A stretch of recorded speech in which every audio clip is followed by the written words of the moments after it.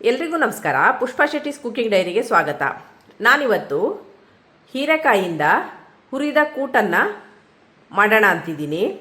ಅದಕ್ಕೆ ನಾನು 1 ಕಪ್ನಷ್ಟು ಹೀರೆಕಾಯಿ ತುಂಡುಗಳನ್ನು ತೊಗೊಂಡಿದ್ದೀನಿ, ಹಾಗೂ ಅರ್ಧ ಕಪ್ನಷ್ಟು ತೊಗರಿಬೇಳೆನ ತೊಗೊಂಡಿದ್ದೀನಿ, 1/4 ಟೀ ಸ್ಪೂನ್ ಆಗುವಷ್ಟು ಮೆಂತೆ, 1 ಟೊಮೆಟೊ ಹಾಗೂ 1 ಟೀ ಸ್ಪೂನ್ನು ಇಡೀ ಹೆಸರನ್ನು ತೊಗೊಂಡಿದ್ದೀನಿ. ಈಗ ನಾನಿಲ್ಲಿ ಅರ್ಧ ಕಪ್ ತೊಗರಿಬೇಳೆ, 1 ಟೀ ಸ್ಪೂನ್ ಹೆಸರು ಕಾಳು, 1/4 ಟೀ ಸ್ಪೂನ್ ಮೆಂತೆಯನ್ನು 3 ಬಾರಿ ನೀರಿನಲ್ಲಿ ತೊಳೆದು 1.5 ಕಪ್ ಆಗುವಷ್ಟು ಬೇಳೆ ಬೇಯಲಿಕ್ಕೆ ನೀರನ್ನು ಹಾಕಿದ್ದೀನಿ. ಅದಕ್ಕೆ ಟೊಮೆಟೊ ಹಾಗೂ ಕುಯ್ದಿಟ್ಟ ಹೀರೆಕಾಯಿನ ಇದಕ್ಕೆ ಹಾಕಿ ಚೆನ್ನಾಗಿ ಬೇಯಿಸ್ಕೊಳ್ತಿದ್ದೀನಿ. ನೀವು ಬೇಕಾದರೆ ಬೇಳೆ 1 ವಿಸಿಲ್ ಕೊಟ್ಟು ಬೆಂದಾದಮೇಲೆ ಸಹ ಹೀರೆಕಾಯಿನ ಹಾಕ್ಬೋದು. ಇದಕ್ಕೆ ಸ್ವಲ್ಪ ಹಳದಿ ಮತ್ತು ಸ್ವಲ್ಪ ಎಣ್ಣೆನ ಹಾಕಿ ಬೇಯಿಸಿಡೋಣ. ಹೀರೆಕಾಯಿ ಕೂಟು ಮಾಡಲಿಕ್ಕೆ ಒಂದು ಪೌಡ್ರನ್ನ ಮಾಡ್ಕೋಬೇಕಾಗತ್ತೆ. ಆ ಪೌಡ್ರ್ ಮಾಡ್ಕೊಳ್ಳಿಕ್ಕೆ ನಾನು ಕೆಲವೊಂದು ಸಾಮಗ್ರಿಗಳನ್ನು ತೊಗೊಂಡಿದ್ದೀನಿ. ಅದಕ್ಕೆ ನಾನೀಗ 1 ಟೀ ಸ್ಪೂನ್ ಉದ್ದಿನಬೇಳೆನ ತೊಗೊಂಡಿದ್ದೀನಿ, 1 ಇಂಚಿನಷ್ಟು ಚಕ್ಕೆ, 4 ಬ್ಯಾಡಿಗೆ ಮೆಣಸು, 1 ಟೇಬಲ್ ಸ್ಪೂನ್ ಆಗುವಷ್ಟು ಕೊಬ್ಬರಿ, 1.5 ಟೇಬಲ್ ಸ್ಪೂನ್ ಆಗುವಷ್ಟು ಕೊತ್ತಂಬರಿ ಬೀಜ ಹಾಗೂ 1/4 ಟೀ ಸ್ಪೂನ್ ಜೀರಿಗೆಯನ್ನು ತಗೊಂಡಿದ್ದೀನಿ. ಇದನ್ನೆಲ್ಲ ಡ್ರೈ ರೋಸ್ಟ್ ಮಾಡ್ಕೊಳ್ಬೇಕು. ನಾನೀಗ ತವಾವನ್ನು ಬಿಸಿಗಿಟ್ಟಿದ್ದೀನಿ. ಈಗ ನಾವು ತಗೊಂಡಿರುವ ಸಾಮಗ್ರಿಗಳನ್ನು ಡ್ರೈ ರೋಸ್ಟ್ ಮಾಡ್ಕೊಳ್ಳೋಣ. ಈಗ ನಾನು ಇದಕ್ಕೆ 1 ಟೀ ಸ್ಪೂನ್ ಉದ್ದಿನಬೇಳೆನ ಹಾಕ್ತಾ ಇದ್ದೀನಿ. ಇದು ಸ್ವಲ್ಪ ಕೆಂಪಗಾಗಲಿ.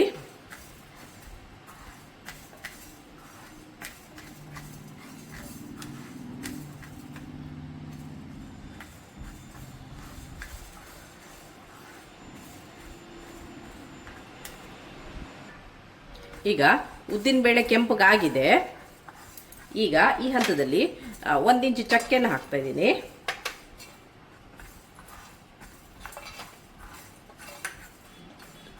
ಚಕ್ಕೆನ ಒಂದು 30 ಸೆಕೆಂಡ್ ಹುರಿದಾದ್ಮೇಲೆ ಕೆಂಪು ಮೆಣಸನ್ನು ಹಾಕ್ತಾ ಇದ್ದೀನಿ. ನಾನು ಮೆಣಸನ್ನು ಹೇಗೆ ಪ್ರಿಸರ್ವ್ ಮಾಡೋದಂತ ವಿಡಿಯೋದಲ್ಲಿ ಹಾಕಿದ್ದೀನಿ, ಅದನ್ನು ಒಮ್ಮೆ ನೋಡ್ಕೊಳ್ಳಿ. ಹಾಗೂ 1/4 ಟೀ ಸ್ಪೂನ್ ಜೀರಿಗೆಯನ್ನು ಹಾಕ್ತಾ ಇದ್ದೀನಿ.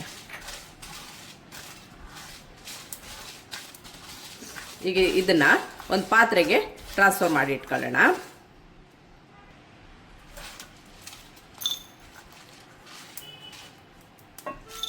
ಈಗ ಅದೇ ಬಾಣಲಿಗೆ ನಾನು 1 ಟೇಬಲ್ ಸ್ಪೂನ್ ಕೊಬ್ಬರಿನ ತಗೊಂಡಿದ್ದೀನಲ್ಲ, ಅದನ್ನು ಸಹ ಹಾಕಿ ಸ್ವಲ್ಪ ಕೆಂಪಿಗೆ ಹುರ್ಕೊಳ್ತಾ ಇದ್ದೀನಿ.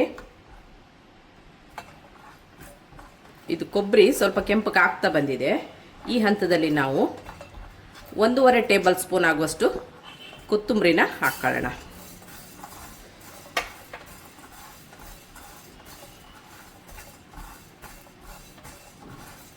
ಕೊತ್ತಂಬರಿ ಹಾಕಿದ ಮೇಲೆ ಹೆಚ್ಚಿಗೆ ಹುರಿಯೋದು ಬೇಡ. ಒಂದು 30 ಸೆಕೆಂಡಿಂದ 1 ನಿಮಿಷ ಹುರಿದ್ರೆ ಸಾಕು. ಈಗ ಗ್ಯಾಸನ್ನು ಆಫ್ ಮಾಡ್ತಾ ಇದ್ದೀನಿ ನಾನು. ಈಗ ಇದನ್ನು ಬೇರೆ ಪಾತ್ರಕ್ಕೆ ಟ್ರಾನ್ಸ್ಫರ್ ಮಾಡಿ ಇಟ್ಕೊಳ್ಳೋಣ. ಈಗ ನಾನಿಲ್ಲಿ ಹುರಿದ ಸಾಮಗ್ರಿಗಳನ್ನೆಲ್ಲ ಮಿಕ್ಸಿಗೆ ಹಾಕಿದ್ದೀನಿ. ಇದನ್ನೀಗ ನಾವು ಪೌಡ್ರ್ ಮಾಡ್ಕೊಬರೋಣ. ವೀಕ್ಷಕರೇ, ನಾನಿಲ್ಲಿ ಡ್ರೈ ರೋಸ್ಟ್ ಮಾಡ್ಕೊಂಡಂಥ ಎಲ್ಲ ಸಾಮಗ್ರಿಗಳನ್ನು ತರಿಯಾಗಿ ಪೌಡ್ರ್ ಮಾಡ್ಕೊಂಡು ಬಂದಿದ್ದೀನಿ. ಹಾಗೂ ಒಗ್ಗರಣೆಗೆ 1/2 ಟೀ ಸ್ಪೂನ್ ಸಾಸಿವೆ, ಸ್ವಲ್ಪ ಕರಿಬೇವು, 3 ಟೀ ಸ್ಪೂನ್ ಆಗುವಷ್ಟು ಶೇಂಗಾ, 1-2 ಮೆಣಸನ್ನು ಪೀಸ್ ಮಾಡಿ ಇಟ್ಕೊಂಡಿದ್ದೀನಿ, ಹಾಗೂ ಸ್ವಲ್ಪ ಇಂಗನ್ನು ತೊಗೊಂಡು ಬಂದಿದ್ದೀನಿ. ಈಗ ನಾವು ನೆಕ್ಸ್ಟ್ ಸ್ಟೆಪ್ ಏನಂತ ನೋಡೋಣ.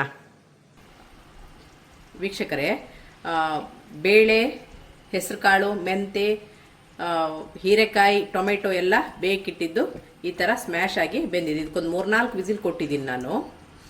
ಈಗ ಗ್ಯಾಸ್ ಆನ್ ಮಾಡೋಣ.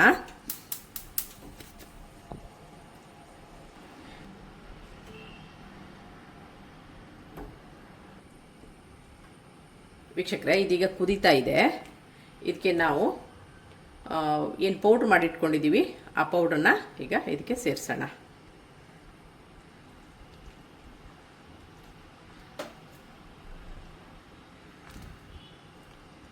ನಿಮಗೆ ನೀರು ನೋಡಿ ಹಾಕ್ಕೊಳ್ಳಿ.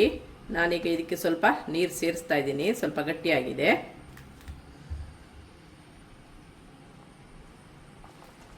ನಾನಿಲ್ಲಿ ಒಂದು ಅರ್ಧ ಕಪ್ನಷ್ಟು ನೀರನ್ನು ಸೇರಿಸ್ತಾ ಇದ್ದೀನಿ. ಇದು ಚೆಂದ ಕುದೀಲಿ. ಇದು ತುಂಬಾ ಚೆನ್ನಾಗಿರುತ್ತೆ. ಈರುಳ್ಳಿ ಬೆಳ್ಳುಳ್ಳಿ ಎಲ್ಲ ಉಪಯೋಗಿಸದೇ ಇರೋ ಕಾರಣ ಇದು ಉಪವಾಸ ದಿನಗಳೆಲ್ಲ ಈ ಕೂಟು ಮಾಡ್ಕೋಬೋದು. ಮತ್ತು ಹೆಸರುಕಾಳು ಎಲ್ಲ ಹಾಕಿರೋದ್ರಿಂದ ಇದು ಒಂದು ಘಮನೇ ಬೇರೆ ಇರುತ್ತೆ. ಇದರದ್ದು ಫ್ರೆಶ್ ಆಗಿ ಮಸಾಲೆ ಹುರಿದು ಮಾಡಿರೋದ್ರಿಂದ ಘಮವಾಗಿರುತ್ತೆ, ತುಂಬಾ ಚೆನ್ನಾಗಿರುತ್ತೆ. ಪೌಡ್ರು ತರಿತಾರಿಯೇ ಆಗಿರಲಿ, ತುಂಬ ಏನು ನುಣ್ಣಗಾಗಬೇಕಂತ ಏನಿಲ್ಲ. ಇದಕ್ಕೆ ನಾನು ಸ್ವಲ್ಪ ಕಲ್ಲುಪ್ಪನ್ನು ಹಾಕ್ತಾಯಿದ್ದೀನಿ ರುಚಿಗೆ ತಕ್ಕಷ್ಟು.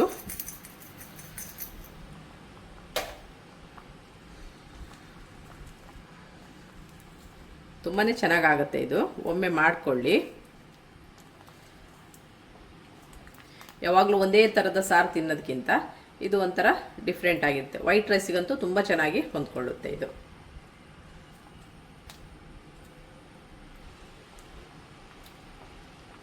ಈಗ ಸ್ವಲ್ಪ ರುಚಿಗೆ ಬೆಲ್ಲವನ್ನು ಹಾಕೋಣ. ಇದು ಬೇಳೆ ಬೇಯುವಾಗ ಹೆಸರು ಕಾಳು ಮತ್ತು ಮೆಂತೆಯನ್ನು ಹಾಕೋದ್ರಿಂದ ಆರೋಗ್ಯಕ್ಕೂ ಒಳ್ಳೆಯದು, ಮತ್ತು ಅದರದ್ದು ಘಮನೇ ಒಂಥರ ಬೇರೆ ಥರವಾಗಿರುತ್ತೆ, ತುಂಬಾ ಚೆನ್ನಾಗಾಗುತ್ತೆ. ನೀವೊಮ್ಮೆ ಟ್ರೈ ಮಾಡಿ ವೀಕ್ಷಕರೇ. ಇದೀಗ ಆಗಿದೆ. ಇದಕ್ಕೆ ಸ್ವಲ್ಪ ಕೊತ್ತಂಬರಿ ಸೊಪ್ಪನ್ನು ಉದುರಿಸಿ ಒಂದು ಒಗ್ಗರಣೆನ ಕೊಡೋಣ. ನಾನೀಗ ಒಗ್ಗರಣೆ ಸೌಟಿಗೆ 2 ಟೀ ಸ್ಪೂನ್ ಆಗೋಷ್ಟು ತೆಂಗಿನ ಎಣ್ಣೆನ ಹಾಕಿದ್ದೀನಿ. ಅರ್ಧ ಟೀ ಸ್ಪೂನ್ ಆಗೋಷ್ಟು ಸಾಸಿವೆ ಹಾಕ್ತಾ ಇದ್ದೀನಿ.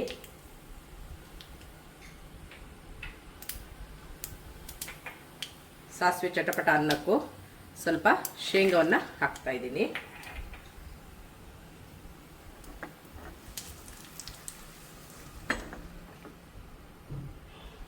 ಶೇಂಗಾ ಸ್ವಲ್ಪ ಹುರಿದಾಗಕ್ಕೂ ಕೆಂಪು ಮೆಣಸನ್ನು ಹಾಕ್ತಾ ಇದ್ದೀನಿ.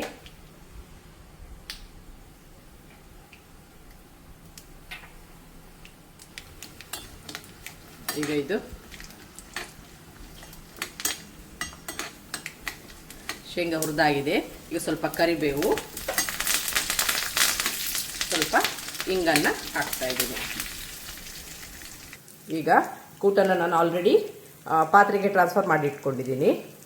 ಈಗ ಈ ಒಗ್ಗರಣೆಯನ್ನು ಇದಕ್ಕೆ ಹಾಕೋಣ. ವೀಕ್ಷಕರೇ, ಆರೋಗ್ಯಭರಿತ ಹೀರೆಕಾಯಿ ಹುರಿದ ಕೂಟು ಸವಿಯಲು ಸಿದ್ಧವಾಗಿದೆ. ವೈಟ್ ರೈಸ್ ಜೊತೆಗೆ ತುಂಬಾ ಚೆನ್ನಾಗಾಗುತ್ತೆ.